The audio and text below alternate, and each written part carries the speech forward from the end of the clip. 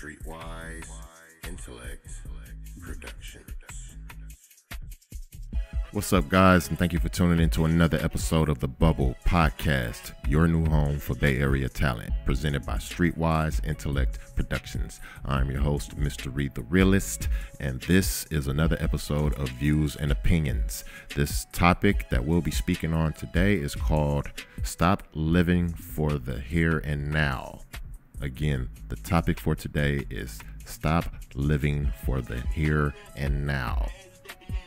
So before we get started, I just want to let you guys know that I am so appreciative of your support, and I would love for you guys to go sign up to the mailing list at streetwiseintellectproductions.com. That is streetwiseintellectproductions.com. Sign up to the mailing list. You will not get spammed. Just to be aware of new stuff that we got going on. I haven't even really gotten around to mailing list campaigns yet, and when I do eventually get to them, it still will not be spam, guys. So please sign up to the mailing list at streetwiseintellectproductions.com. All right, let's get into this topic. Stop living for here and now. Now, it's said that life is too short, and that is crap. That's a bunch of crap, guys. Life is not too short. What you do in life makes it short, or shorten it, I should say. Like, for instance, people that sleep 12 hours a day. I mean, come on, man. You done slept like 3/4 of your life away. Of course you're going to say life is too short. I mean, you're missing out on a lot of life just from the 12 hours a day. And no elbow ribbing to anyone or about anyone that does that. It was just a point. Another point I want to make. People that work their body to the bone day in and day out, man, that is killing yourself.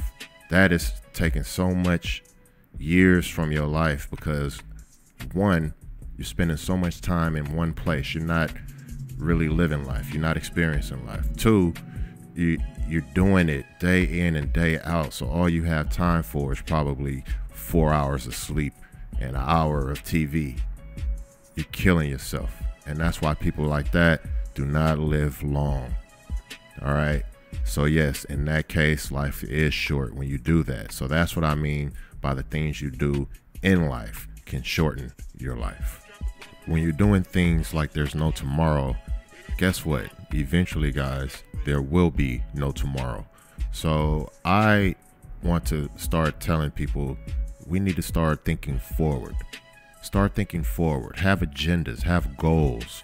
And then as you have those goals and develop these agendas, you're going to develop tactics and procedures and practices to reach those goals. And that's what becomes, like, I don't like really saying routine, but it'll be something that you'll be doing to kind of accelerate yourself, because now you're on a time frame. And I know a lot of people say, oh, there's no such thing as time, and there's no...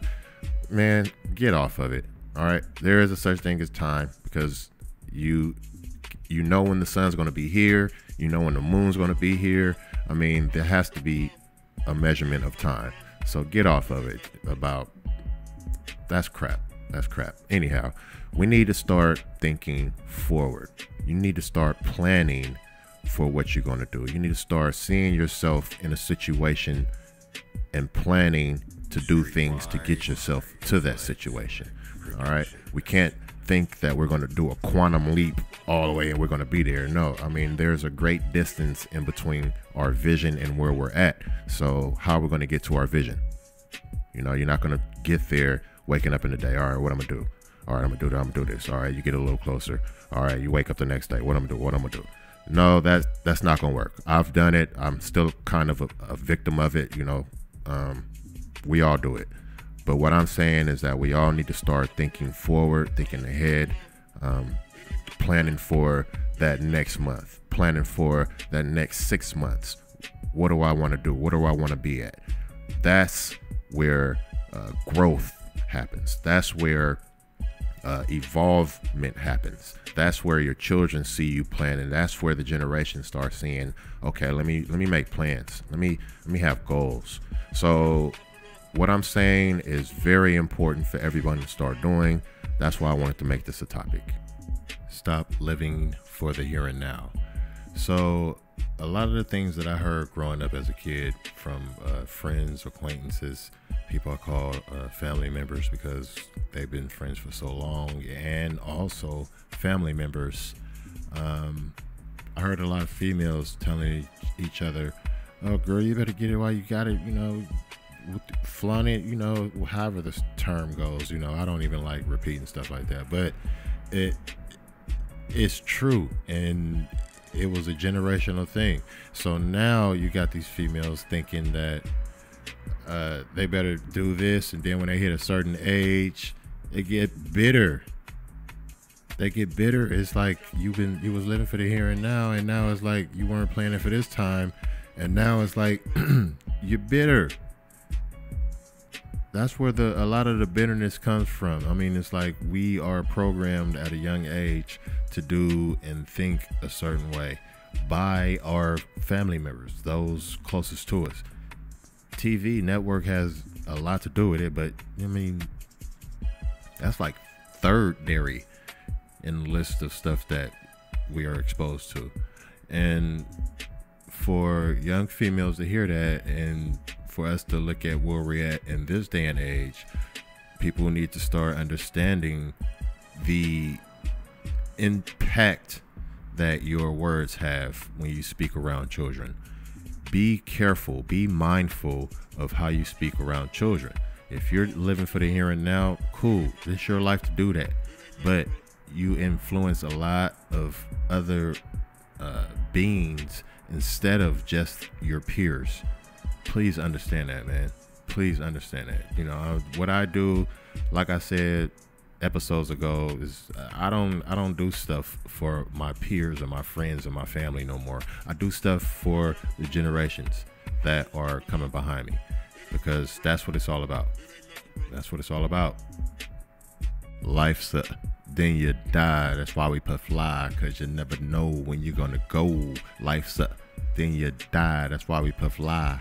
Yo, I don't know why or how that song just popped into my head like that, man.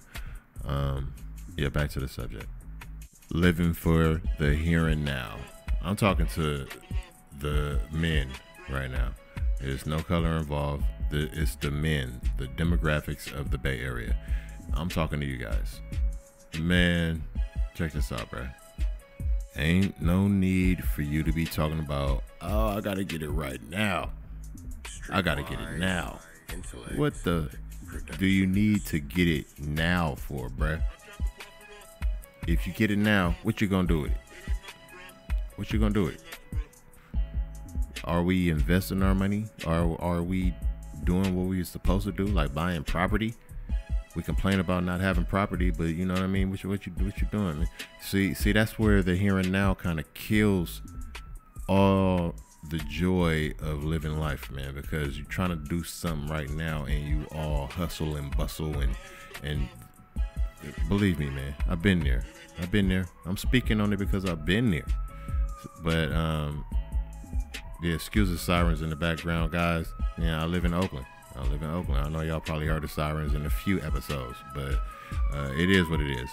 So what I am saying now is hold on, guys. Okay, sorry about that. So what I was saying is that, man, I understand that we need to hustle. We need to make it happen. We need to make it work for ourselves and our families as black men, and I get that for real.